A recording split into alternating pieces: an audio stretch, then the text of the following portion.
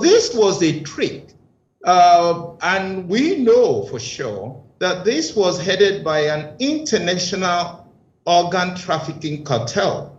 They funded the National Assembly, of some people estimate to the tune of 6.2 billion US dollars. They also bought all the Nigerian government, federal government hospitals at the cost of 3.2 billion US dollars.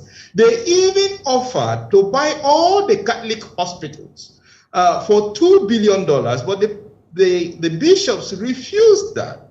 So this is a well-organized cartel who are actually moving into Nigeria in order to actually buy up, or they have already paid an advance on all our organs.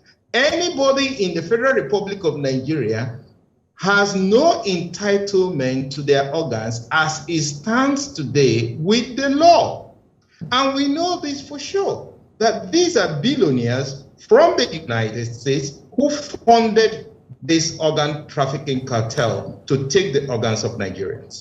Now, my colleague AGK had asked whether I was there when this cartel made the negotiation. The answer is yes, I was physically present in a deliberation. We were called as leaders of the private health sector to the headquarters of General Electric, the biggest company in the world, the leading medical company in the world. I was representing the Catholic Medical Practitioners of Nigeria and the Association of General and Private Medical Practitioners of Nigeria as the committee chairman of the National Health Act.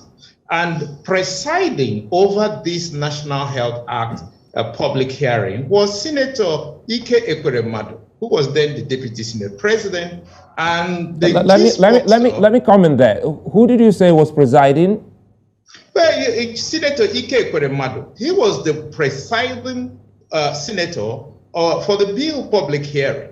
And the sponsor, the chief sponsor was Ifeanyi Okowa, governor, but then Senator Ifeanyi Okowa. And just sitting by his side was also Dr. Chris Ngige, so who was then a senator. So all of them were there. And I made this argument directly pointing out Section 48, that Section 48 makes an exemption that is impossible.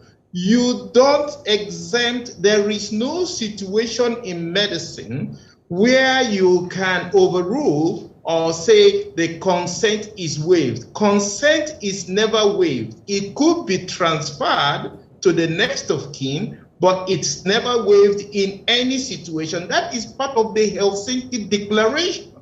So it's an international treaty. So we cannot make an exemption here in Nigeria. Then I also pointed out the loophole in Section 51. You cannot have the medical practitioner or the medical director of a hospital be the one to authorize that an organ is taken from someone to be given to another person. So it is wrong. You can't give what you don't have. That's a legal principle. Then I pointed out in Section 53 that it is also, when you say reasonable cost for reimbursement of reasonable payments, what does that mean? Is 10 million naira reasonable payment for kidney? Some people will tell you that too. So you actually legalized the sale of organs in Section 53. Now, my colleague AGK had asked whether I was there when this cartel made the negotiation. The answer is yes, I was physically present in a deliberation. We were called as leaders of the private health sector to the headquarters of General Electric, the biggest company in the world, the leading medical company in the world. And we were told that Bill Gates offered them $2 billion US to build 260 hospitals in Nigeria. So they want us to name our price so that we can be paid off, so we will leave the entire medical system, so that we will not be practicing medicine, we will not be practicing pharmacy, we will not be practicing laboratory science. In Nigeria, no Nigerian will be in the medical profession. And we should just name our price so we will be compensated for. We couldn't believe ourselves. Why would anyone do a thing like that?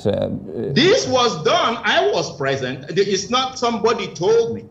I was physically present before the executives of a General Electric with a number of other Nigerians in the health sector, in pharmacy, in laboratory sciences, and there were executives of GE from their headquarters in New York.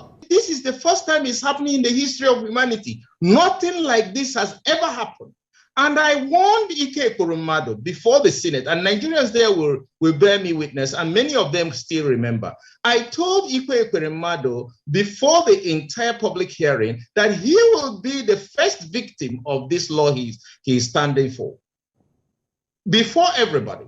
Senator Kowa can also bear me witness because he was there. And I told him, it now seems like a prophecy come true. And this was exactly what happened.